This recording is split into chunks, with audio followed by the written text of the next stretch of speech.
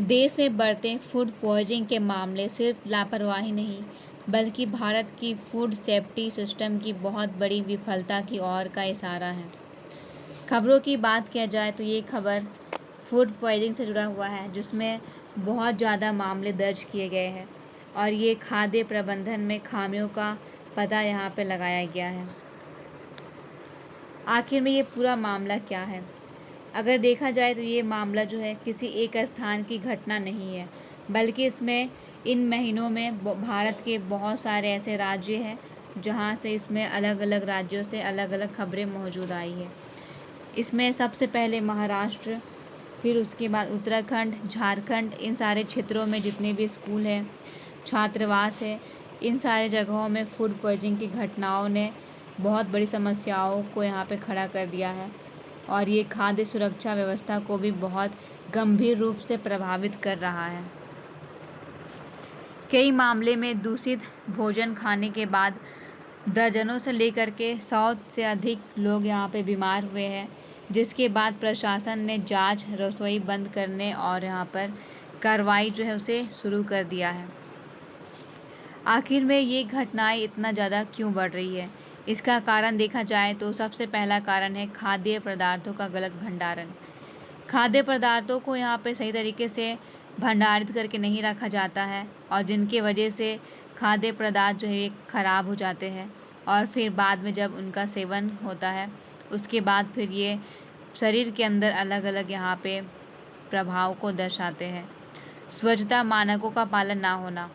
कभी कभी यहाँ पे देखा गया है जो भंडार गृह है, कितने महीनों तक वो साफ़ सफाई भी नहीं होती है और उसमें भोजन रखा जाता है, खाद्य पदार्थों को उसमें इकट्ठा करके रखा जाता है और ये जो खाद्य पदार्थ है उनमें भी अलग अलग जीवाणु या फिर यहाँ पे जितने भी कीड़े मकोड़े हैं वो सारी चीज़ें प्रवेश कर जाती है। तो यहाँ पर स्वच्छता पर ध्यान रखना भी बहुत ज़्यादा ज़रूरी है, क्योंकि ये भोजन जो है वो सीधे इसमें अगर चला जाए तो वो फिर हमारे बॉडी में जाने के बाद अलग अलग प्रतिक्रियाओं को दर्शाता है। दूषित पानी का उपयोग। बहुत सारे ऐसे स्कूल, कॉलेज है चाहे यहाँ पे बहुत सारे ऐसे हॉस्टल्स हैं जहाँ दूषित पानी का उपयोग किया जाता है भोजन बनाने में और ये बहुत ही खतरनाक है। मानसून के दौरान बैक्टीरिया, वायरस, ये सारी चीज़ों में यहाँ पे वृद्धि देखने को मिलती है और ये बैक्टीरिया जो है और वायरस ये हर लोगों के शरीर में प्रवेश करने के बाद यहाँ पर अलग अलग तरीके से प्रभाव को दर्शाती है। जैसे कि देखा जाए बरसात के दिनों में बहुत ज़्यादा इनकी संख्याओं में वृद्धि होती है और उस दौरान अगर ये खाद्य पदार्थों के संपर्क में आ जाए तो फिर इनकी यहाँ पे क्षमता जो है वो और भी ज़्यादा यहाँ पे बढ़ जाती है। सड़क के किनारे एवं संस्थागत रसोइयों में कमज़ोर निगरानी रखी गई है। बहुत सारे ऐसे इलाके हैं जहाँ पर सही मायने में संस्थागत जो भी यहाँ पे कर्मचारी है वो निगरानी ही नहीं रख पाते, अपने दायित्वों को निर्वाह नहीं कर पाते हैं और जिनके वजह से यहाँ पे समस्याएं जो है वो उत्पन्न होने लगती है। खाद्य मिलावट और नकली उत्पादों का बढ़ना। हमारे देश में करप्शन इतना ज़्यादा बढ़ा हुआ है, अगर देखा जाए तो लोग यहाँ पे खाद्य पदार्थों को भी नहीं छोड़े हैं, इनमें भी मिलावट करने के बाद लाभ कमाने की कोशिश करते हैं और ये खाद्य पदार्थ एक ऐसा पदार्थ है जो हमारे जीवन से यहाँ पे डायरेक्ट यहाँ पे जुड़ा हुआ है। इसमें देखा गया है किस तरीके से चावल, आटे, इन सारी चीज़ों में अलग अलग पदार्थों को मिलाया जाता है और फिर ये हमारे सेहत के लिए यहाँ पे ख़राब साबित हो जाता है।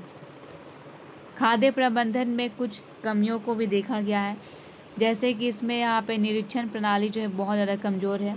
सरकारी कर्मचारी अपने दायित्वों को यहाँ पे निभा नहीं पाते हैं, वे सही तरीके से जितने भी यहाँ पे खाद्य से जुड़ी हुई जो भी फैक्ट्री है या फिर जो भी यहाँ पर भंडारण गृह है, किसी भी जगह पर निरीक्षण जो है वो नहीं किया जाता है। लाइसेंस मिलने के बाद नियमित ऑडिट का अभाव बन जाता है और खाद्य आपूर्ति श्रृंखला में गुणवत्ता देखा जाए तो उनके नियंत्रण में भी कमी यहाँ पे आने लगती है।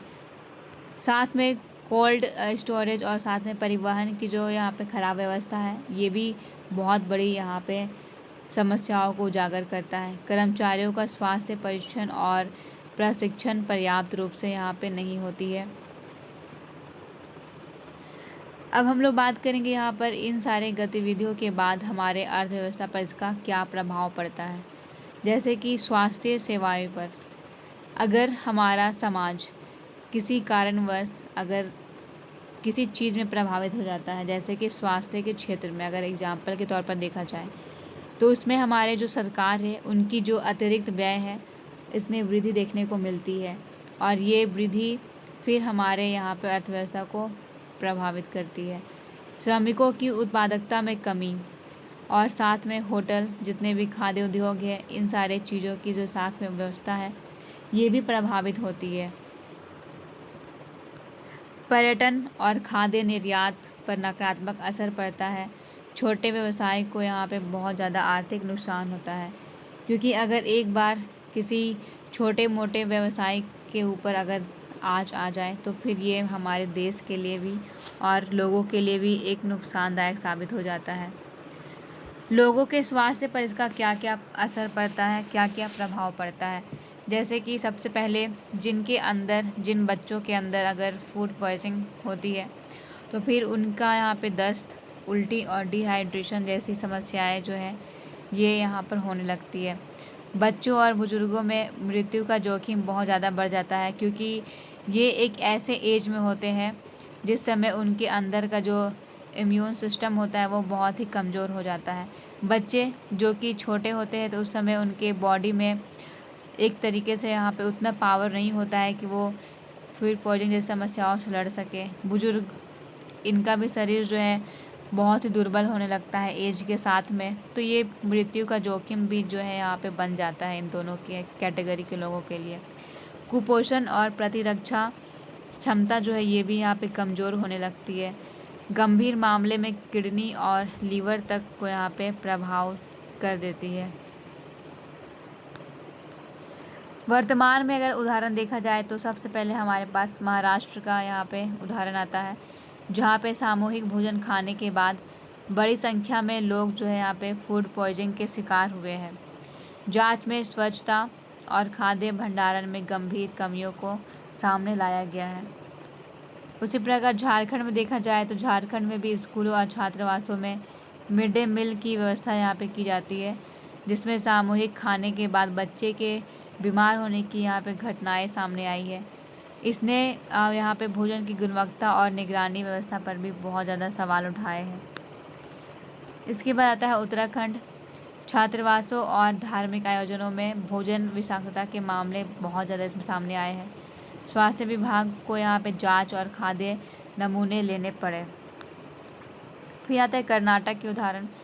कई सरकारी छात्रावासों और विद्यालयों में दूषित भोजन के कारण छात्र यहाँ पर बीमार हुए हैं, और इसके बाद राज्य सरकार ने खाद्य निरीक्षण अभियान को यहाँ पे तेज कर दिया है। तमिलनाडु में छात्रावास और यहाँ पे निजी भोजनालय में फूड पॉइजनिंग की घटनाओं के बाद खाद्य सुरक्षा विभाग ने यहाँ पर व्यापक जांच और यहाँ पे लाइसेंस निरीक्षण शुरू कर दिया है। केरल में देखा जाए तो पिछले कुछ वर्षों में जितने भी यहाँ पे संतत है, जितने भी यहाँ पे दूषित भोजन खाने के मामले में यहाँ पे देखा जाए तो राज्य के सरकार के बड़े पैमाने पर होटल निरीक्षण अभियान चलाया गया था, और कई प्रतिष्ठानों के लाइसेंस निलंबित यहाँ पे किए गए हैं।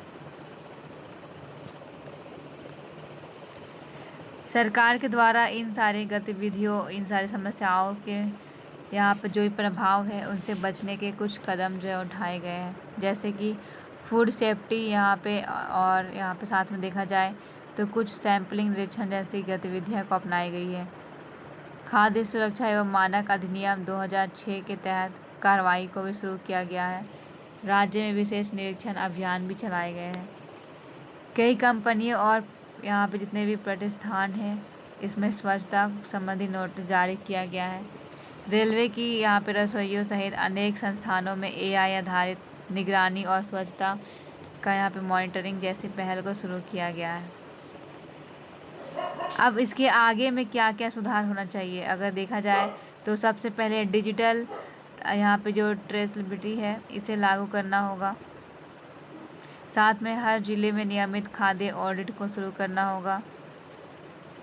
स्कूलों, होटलों और अस्पतालों की जो रसोइयाँ है इसमें थर्ड पार्टी का निरीक्षण जो है उसे यहाँ पे बढ़ाना होगा।